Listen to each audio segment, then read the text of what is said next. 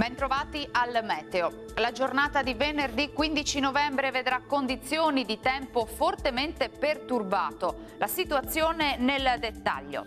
Sul Veneto maltempo intenso con rovesci e temporali per tutta la giornata, anche forti. Sulle zone montane e pedemontane quantitativi abbondanti.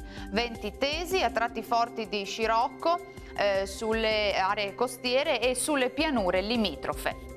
Temperature minime tra 6 e 11 gradi, valori massimi oscillanti invece tra i 7 e i 16 gradi.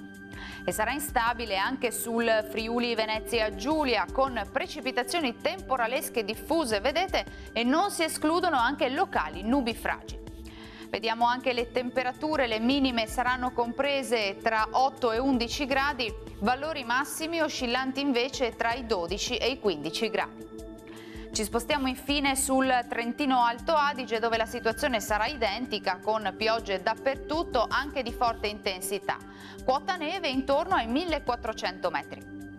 Temperature minime tra 3 e 4 gradi, massime oscillanti invece tra i 5 e i 6 gradi. Dal meteo per ora è tutto, buon proseguimento in compagnia di Antenna 3. Arrivederci.